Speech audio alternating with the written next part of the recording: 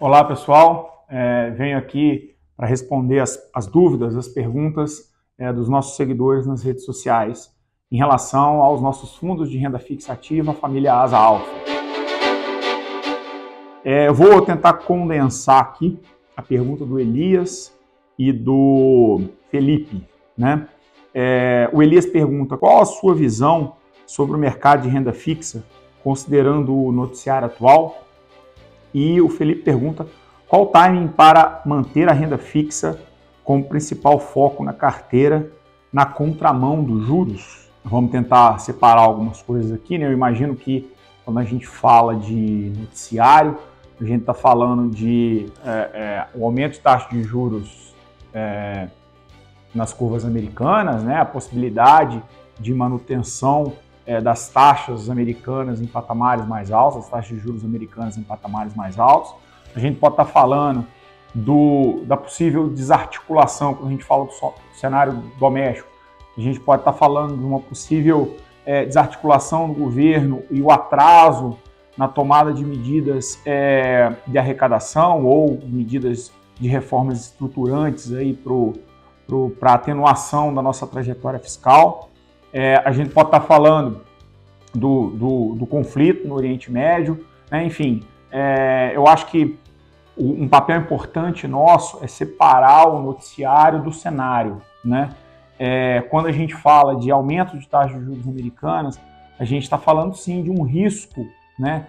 As trajetórias ou as performances dos fundos de renda fixa atrelados a papéis, a títulos prefixados ou a títulos de inflação, isso pode ser um problema. A gente já falou isso num outro momento em perguntas e respostas, né? O conflito no Oriente Médio pode trazer uma pressão sobre os preços de petróleo, né? E, novamente, a desarticulação do governo também pode significar uma fuga de risco maior aqui no Brasil, pela questão da insolvência, né?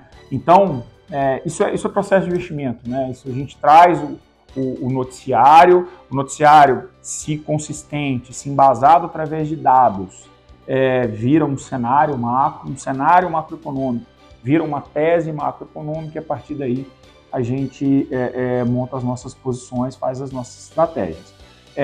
Falando de cenário, né, a gente acredita que o que a gente falou aqui do noticiário são riscos, né? São riscos para a trajetória de Selic, portanto, são riscos para a performance dos nossos fundos, né? Do Asa Alpha Nominal Rates e do Asa Alpha Real Rates.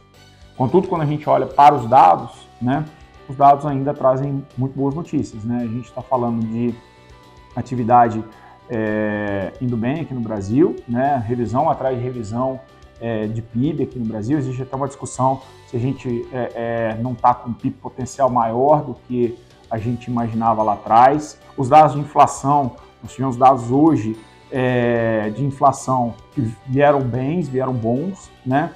Tanto aqui quanto lá fora. Então, eu acho que a gente está num cenário positivo para a continuidade da trajetória de queda de Selic. Isso é que importa, né? A gente não pode ignorar a força gravitacional benéfica que o corte de juros exerce na performance dos ativos brasileiros. E aí não estou falando só de pré e de inflação, eu estou falando de bolsa também, né? Mas voltando aqui para o meu quintal, né? A alocação em pré-fixados e indexados à inflação continua, né, sendo favorável, a despeito de eventuais notícias negativas que a gente tem vivenciado no último mês, aí, nos últimos meses, porque, novamente, faz parte da nossa job description aqui, separar o sinal do ruído, né? Eu acho que é isso que é importante. E o César pergunta, trades de curvatura de curvas nominais e reais, flies de 3 pontas, são comuns para o fundo? Bom, César, essa é uma ótima pergunta. Na verdade, a gente também já em outras oportunidades pôde mostrar como é que a gente busca o alfa, né? Como é que a gente busca o retorno excedente aos benchmarks dos nossos fundos, né? IMAB, para o nosso Asa Alpha Real Rates, IRFM para o nosso as Alpha Nominal Rates é justamente através de operações de valor relativo, né? Nas curvas de juros nominais, reais e na curva que deriva dessas outras duas, que é a curva de inflação implícita. E, né, uma parte importante do retorno excedente que nós obtivemos ao longo desse 1 ano e meio de histórico dos dois produtos foi justamente com operações de distorções envolvendo 3 pontas, né, chamadas flies. A gente também faz bastante slide, que é a trava de 4 pontas, e isso, né, tanto na curva de juros nominais quanto reais, quanto de inflação implícita. Inclusive, né, temos operações dessa natureza na carteira.